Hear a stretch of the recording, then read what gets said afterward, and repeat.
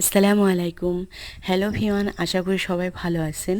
আলহামদুলিল্লাহ আমি যেরকম আছি অনেক অনেক ভালো আছি। অনেক দিন পরে আনিস ডট রেশমি আসাম ব্লকে একটা ছোটো মিনি ব্লগ নিয়ে চলে আসলাম।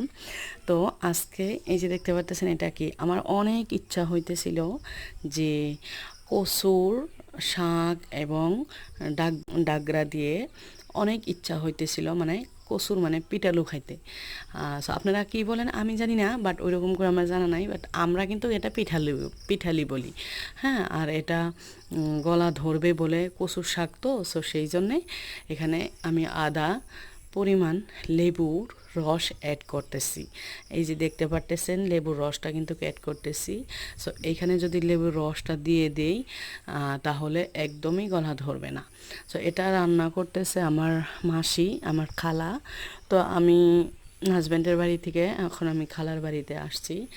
তো এখানে এগুলো কি জানেন, এগুলো হচ্ছে ভাজনা বাটা। ভাজনা বাটা আমাদের মধ্যে আমাদের খালারা কিন্তু এই ভাজনা বেটে কিন্তু সবজিতে দেয়। সো এখানে একটা জেঠি ভাজনা বাটতেছে, আর এখানে মাসি দেখতে পারতেছেন।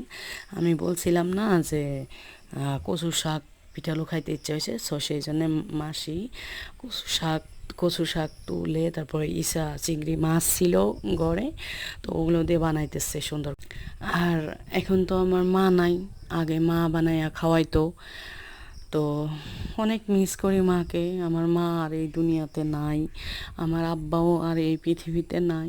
ওনারা চলে গেছে এই দুনিয়া ছেড়ে আল্লাহর ডাকে সাড়া দিয়ে। সো আপনারা সবাই ওনাদের জন্য দোয়া করবেন। আর যে যেখান থেকে আমার এই ভিডিওটা দেখতেছেন সবাই অবশ্য আমার এই আনিস ডট রেশমি আসাম ব্লগ পেজটা, ইউটিউব চ্যানেলটা সবাই সাবস্ক্রাইব করে দিবেন। যে যেখানে থাকেন ভালো থাকেন, মা বাবার খেয়াল রেখেন। ছোট্ট একটা জীবন, এই জীবনে কী আর চাওয়া আর পাওয়া বলেন।